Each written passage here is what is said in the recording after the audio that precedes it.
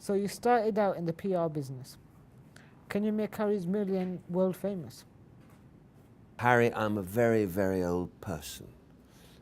And when I was at my sort of peak of my powers, maybe there was a chance. But now I'm afraid, Harry, I couldn't make you a million because I'm too old and old-fashioned. I'm very, very tired, Harry. However, all is not lost because you have got a team of young, vigorous, talented, smart, ambitious people here at Weber Shandwick, and they're going to make you world famous. So I'm stepping back and letting the real young professionals take over. Do you think I could become one of Lord Sugar's advisors for the next series? No. Because I'm clinging on to the job, and so is Karen. And if you try and make a move, where I'm afraid, Harry, going to have to give you a smack, because we want to stay as his advisors. So push off, Harry. I do know karate. You do what? I do know karate. Yeah, but I've got a gun, Harry, Okay. and guns beat karate. Okay. What would you do if someone said you're fired? What if they said that to me now? I'm fired. Fired from what? I don't do anything. I'm an old retired person. Now, if I was fired from The Apprentice, I'd blame you, Harry. And I'd be very upset, and I'd come round and I'd have a word with you. But otherwise, nobody can fire me because I don't do anything to be fired from. I just take a lot of holidays. What are my chances of becoming the next Apprentice? Well, Harry, I'm afraid it's difficult to answer that correctly. You see, if you were to apply for Young Apprentice, you would have to beat 27,000 other applicants.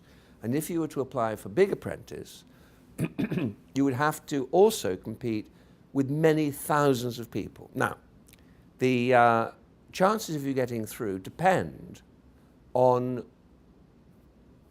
the creativity of your application form and how brilliant you are in the audition. But they're long odds. But with your tenacity, imagination, creativity, will to succeed, and what you've already achieved, I think the chances are greatly enhanced. Can I put it like that? You're in with a chance, Harry.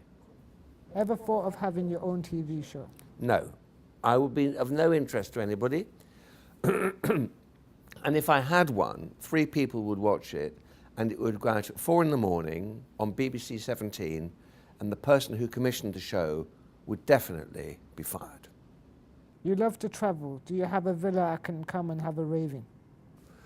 You want to rave in my villa? I don't have a villa. I've got a farmhouse in France, and no, I'm not going to tell you where it is because I know you and your mates will be down there tearing it apart, and I'm not having it. I'm not having it. So no, the answer is no, you can't come because you're unruly and dangerous, frankly. And I can't afford to redecorate the place when you've shredded it. So no, the answer is firm no.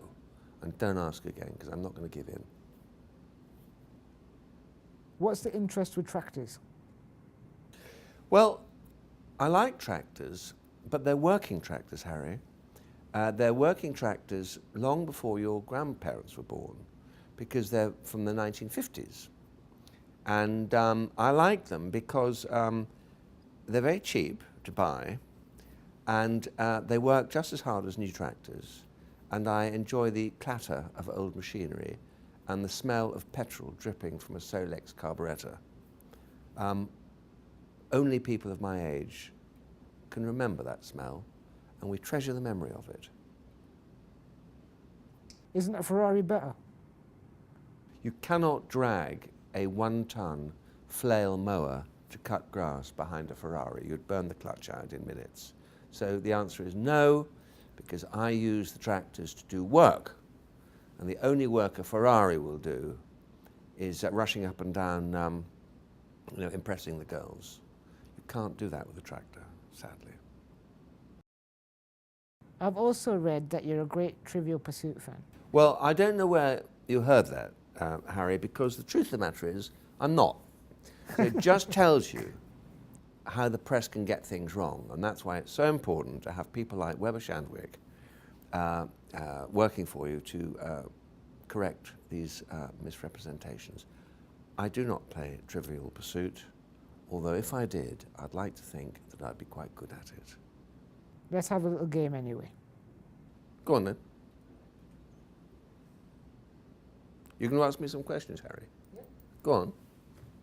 Which war lasted from June 5th to June 11th, 1967? That was what we call the Six-Day War, and I remember it very well. Yeah, and it was a hurried affair when the Egyptians basically beat off the Syrians, the Egyptians, and the Jordanians, took the Golan Heights, and it's been a cause of controversy and contention ever since. Next. Who said he's all dung and no ding? All dong All dung and no and ding. no dig. I've heard the expression all gong and no dinner, but I've never heard of all dong and no dig. So I can't help you on that one. I think somebody who is hard of hearing said it, because it really should be all gong and no dinner. I don't like the sound of this all dong and no dig. I don't understand what that means, but I don't like the sound of it. I think it might be rude. Next, you've got another one, Harry? Yep. Go on then. Who won the football cup in 1927? I don't know. What question have you got? Lady Gaga, man or woman? I haven't thought about that one. A strange creature, but hopefully all woman. I'd like to think it's all woman, otherwise we'd all be very confused. What would you do with £1 million? Harry, I'd give it to you. Have it. How about that, Harry?